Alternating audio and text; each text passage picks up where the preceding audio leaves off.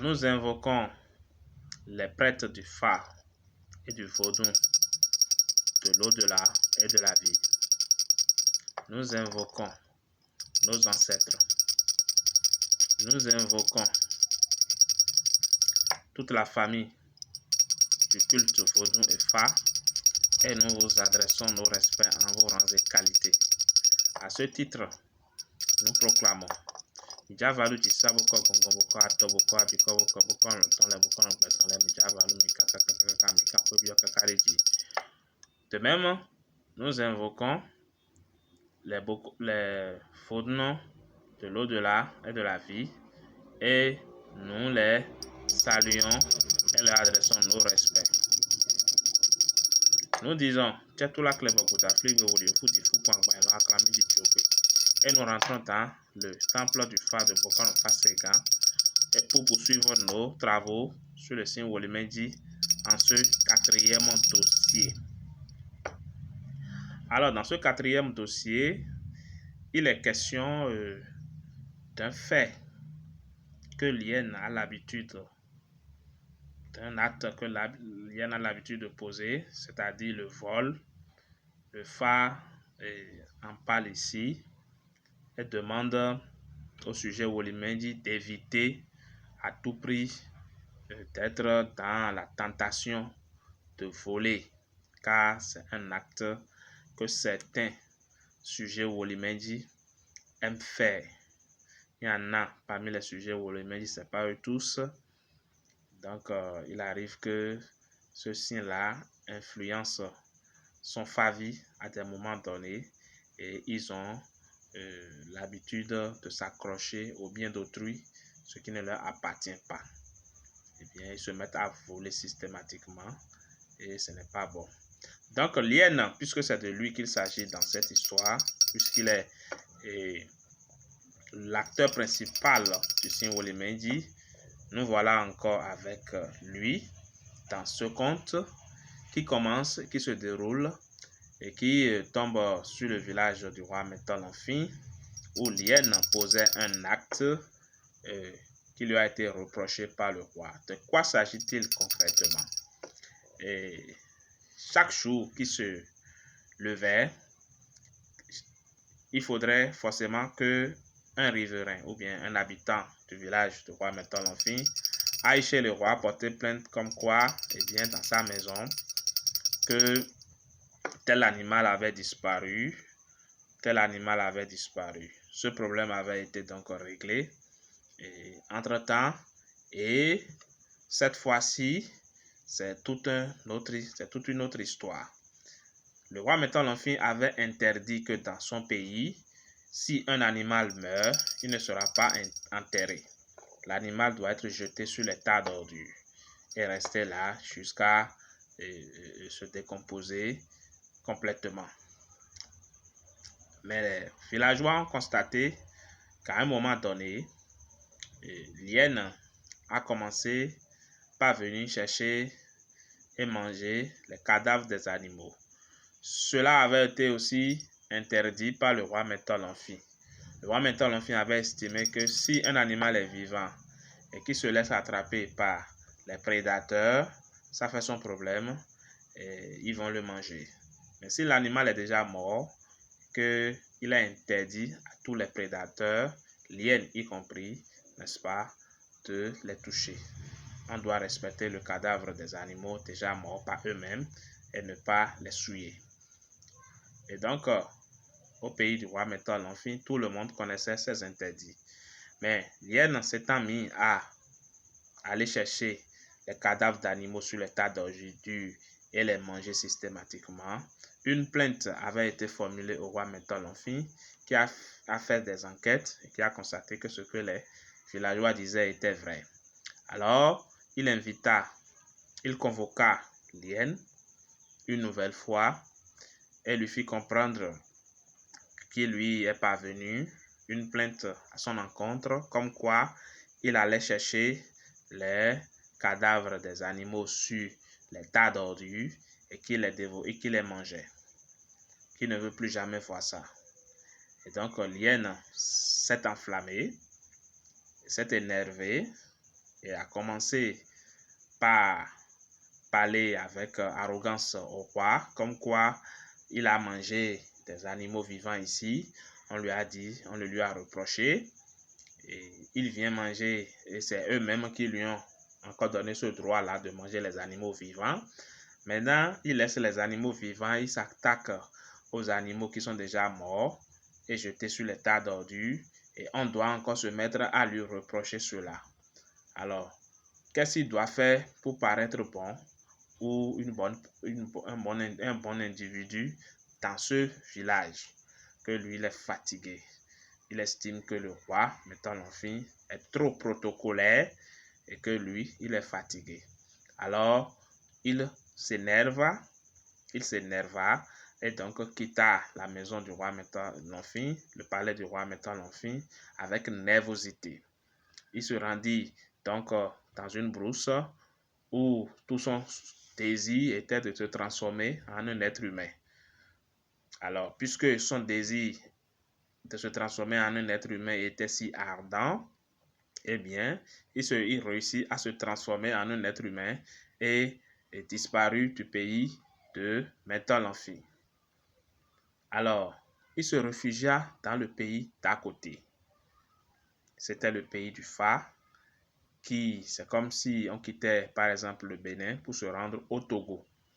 Est-ce que vous voyez?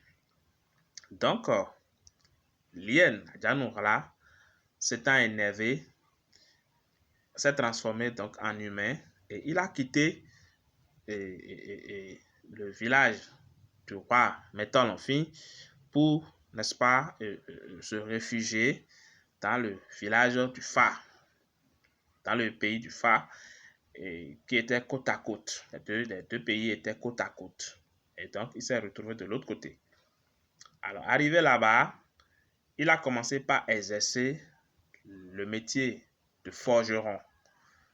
Puisque s'étant transformé en un être humain, il s'était transformé en un forgeron qui connaissait déjà tout le métier de forgeron. Alors, il a commencé par exercer le métier de forgeron et il se comportait comme s'il était un sourd. Un sourd. Et puis, pour parler, pour communiquer avec ses clients, il utilisait la main. Alors, depuis qu'il est rentré dans cette région, il y a des situations qui ont commencé par se produire. C'est-à-dire que un jour ne se lève pas sans qu'un villageois, sans qu'un habitant de cette région ne constate que certains de ces animaux ont disparu. Des poulets, des canards, des oiseaux, des pigeons, de toutes sortes, des moutons, etc. Donc, il a commencé par avoir des cas de vol extrêmement sérieux dans la zone. On volait et les animaux disparaissaient systématiquement. Et tous les jours, c'était comme ça. Mais on a constaté que c'est depuis que lui, il est arrivé là, le forgeron est arrivé là, que les choses ont commencé par se passer comme ça dans la zone. Donc, c'était une coïncidence et il y a certains habitants du coin qui ont estimé que c'est depuis que le forgeron là était arrivé dans le village là que les choses ont commencé par se perdre comme ça. Les animaux ont commencé par disparaître. Alors, liant donc l'arrivée du forgeron à la disparition, au moment où les animaux ont commencé par disparaître, ils se sont constitués en un groupe et ont décidé d'aller consulter le phare par rapport à ces cas de vol pour voir ce qui se passe dans cette zone. Et ayant consulté par rapport à la disparition de leurs animaux chez le phare, le signe Wolimendi est apparu. Le phare, ayant vu le signe Wolimendi apparaître, estima que c'est Lien qui est en train de voler leurs animaux. Alors, Lien est en train de voler leurs animaux. Ça veut dire que Lien, alors que Lien n'habite pas dans leur pays là. Alors Lien doit donc quitter le pays du roi Métal-Amphi pour venir ici, pour venir voler leurs animaux. On sait que Lien habite là-bas. Ils ont envoyé une commission là-bas pour enquêter sur Lien et ils ont entendu que Lien n'habite plus là-bas parce que il a posé des actes là-bas et que le roi Métal-Amphi le lui a reproché et qu'il s'est énervé et qu'il a quitté le pays. Alors, on a compris que Lien n'habitait plus chez Wakekhosu Métal-Amphi et le phare, ayant entendu cela, a décidé de faire la fouille beaucoup plus en profondeur. Il a demandé donc à son ami le magicien Bokolegba de venir le voir pour l'aider à détecter quelque chose. Et donc, Bokolegba était venu. Bokolegba, en tant que magicien, connaissait certains personnages dans la sous-région. Il connaissait bien les caractéristiques de Adjanukhala Lien. Et ils ont décidé donc ensemble d'envoyer Bokolegba chez lui, faire semblant de faire un travail chez le forgeron. Et pendant ce temps, Bokolegba va lui dire quelque chose qui pourrait intéresser Lien. Et on va voir sa réaction pour voir si il va réagir d'une certaine manière. Ce qui va permettre à Bokolegba de pouvoir identifier si c'est lui, Lien, si c'est Lien qui s'est transformé en forgeron et qui est venu dans le village, qui se met les troubles dont on parle. Alors, c'est ce qui a été fait.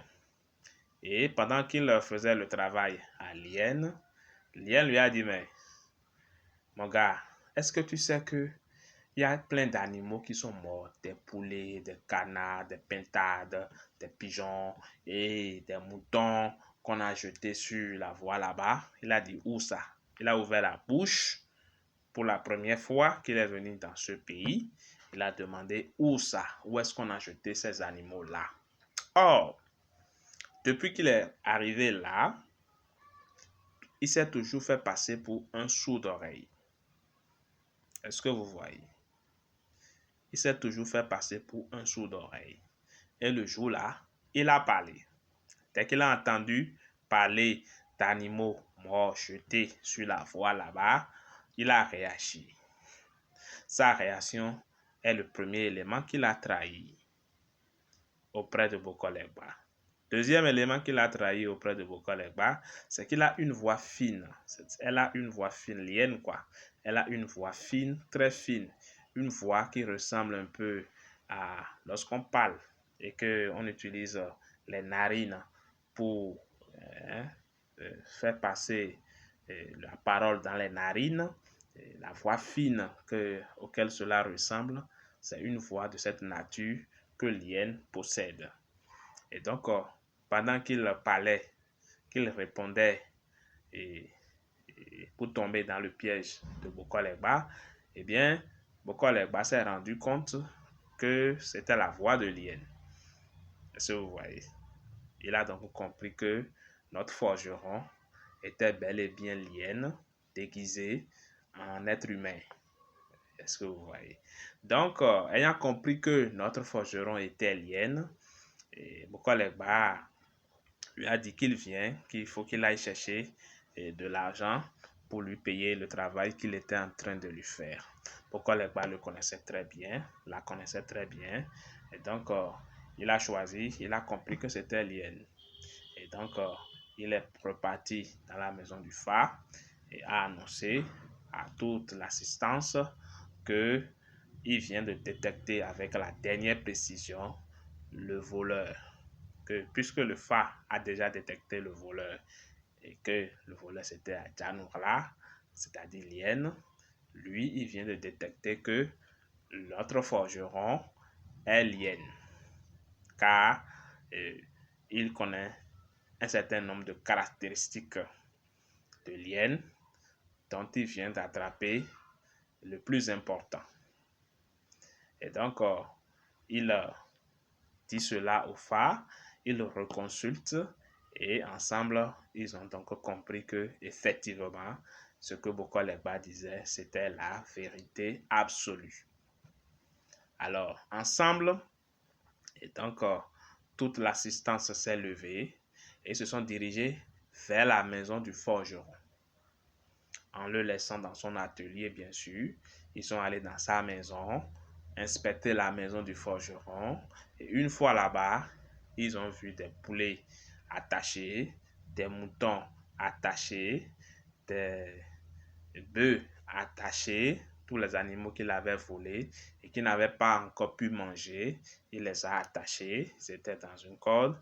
Mais ceux qu'il avait déjà bouffés, leurs ossements étaient par terre. Leur crâne qu'ils n'avaient pas pu dévorer était par terre et gisait sur le sol. Les populations de la zone ont donc compris que leur forgeron était le voleur qui semait le trouble de vol dans la région. À cet effet, ils ont ramassé des bois et tout ce qu'on peut utiliser pour frapper quelqu'un. Et Lien a été surpris sur son lieu de travail. Il a été bastonné et chassé, n'est-ce pas, encore du pays du phare. Et donc, il s'est enfui à nouveau pour aller donc se réfugier dans le pays d'à côté. Est-ce que vous voyez? Dans un autre pays, on ne sait plus là où il est parti, mais il a encore fui du pays du phare pour aller s'installer ailleurs. C'est la fin de l'histoire de ce quatrième dossier. C'est la fin de ce compte du quatrième dossier dans notre classement.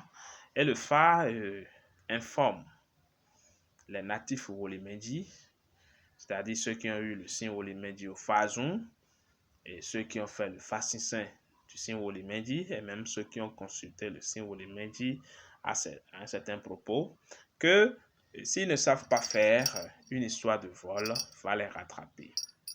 C'est-à-dire qu'ils n'ont qu'à éviter tout simplement d'avoir le penchant d'aller voler. Le penchant d'aller voler. Parce que les situations de la vie, à un moment donné, les obligeront à aller voler. Ils n'ont qu'à résister à cette tentation-là et cela leur sera bénéfique. Sinon, ils vont manger la honte puisqu'ils vont prendre l'habitude d'aller voler les biens d'autrui, mais un jour, ils seront surpris, ils seront démasqués. Un jour, ils seront démasqués et ce sera une grande honte pour eux. Est-ce que vous voyez? Donc, le phare demande aux natifs, à ceux qui sont sur le signe Wolimeji surtout, d'éviter de s'accrocher aux biens d'autrui, d'éviter donc le vol à tout prix. Que c'est des gens qui, à partir d'un moment donné dans leur vie, compte tenu de la misère ambiante, ils seront tentés par le vol. Ils seront tentés d'aller voler les biens d'autrui. Et si jamais ils prennent ça comme activité de voler, on dit souvent un jour, tous les jours pour le voleur, mais un seul pour le propriétaire. C'est ce qui est donc arrivé à Djanoura, Lien, et il a été honni, tapé, bastonné et chassé du pays du phare pour se réfugier encore dans un autre pays. Donc, ce sera donc la fin de notre dossier, dans notre quatrième dossier dans Wolimeji. Et le Bokono ne rentre pas. Le Bokono ramasse la natte. En tant que Bokono, nous ramassons la natte ici et nous vous disons à la prochaine pour un autre signe, pour un autre dossier du signe Wolimeji.